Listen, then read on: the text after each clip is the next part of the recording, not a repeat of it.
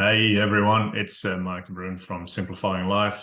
Third installment in my little video series about how to build resilience. I spoke about two of the five elements of building resilience previously already. We discussed emotional regulation, we discussed optimism, and today I'd like to talk to you about, and I hope I get it out in one hit, cognitive agility. Yeah, that worked. Cognitive agility, and then there's self-compassion and self-efficacy. We'll talk about that later on. Cognitive agility is the capability to seek options, to go between options, and then pick the one that seems the best for us in whatever situation we're facing. Now, cognitive agility was something that as hunter-gatherers, we had to do. We had to have a generalized skill set in the olden days to make sure we could read the topography, we could read what's going on in the field, and then hunt and kill stuff and settle and do things. And it seems, according to the research over the years, that since the Industrial Revolution and us becoming more specialized in particular skills, that for many of us, that cognitive agility has gone backwards, downwards, has receded, regressed, whichever way you want to call it. So we have less of it. Now, in times when, or in times, the times that we're living in right now, actually, with, for instance, AI coming up and job changes and all sorts of quick changes in the economy and global situations, we'd ideally would want to have cognitive agility back or more of it. Because although for the last couple of hundred years, potentially we needed less of it because things seem to be pretty predictable. And now we are faced with situations that change quite rapidly and we need to adapt.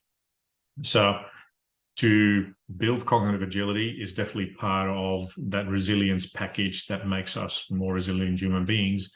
And one of the things that endangers that quite badly is things like, or one thing, for instance, is catastrophization. Am I saying that right? Yeah. Catastrophic thinking. I'm going to leave this video, otherwise I'm going to do a retake, but I'm just going to leave this one. So catastrophic thinking or catastrophizing, that's the one. Catastrophizing, that's the one that gets in the way and is actually a pretty good predictor of poor resilience. So people that catastrophize a lot tend to have poor resilience skills because they, number one, are very much unable to control their emotions or regulate them, and they're often not very optimistic. So in people with a lot of catastrophizing going on, you'll see that cognitive agility being hampered because we tend to, whenever we catastrophize, go inwards. People with anxiety or anxiety-based thinking, they seem to think that one option is the only option and it's the worst one out there.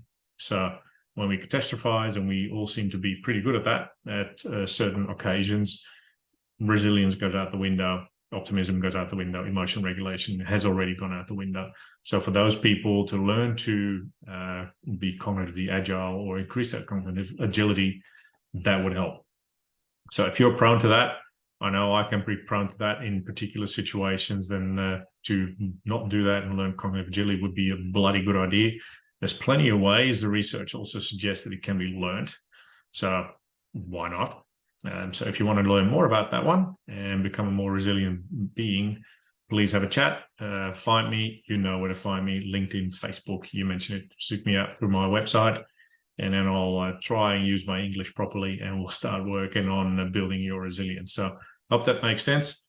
Next installment, number 4, will be about developing self-compassion. Stay on the lookout for that one and enjoy your day. Speak soon.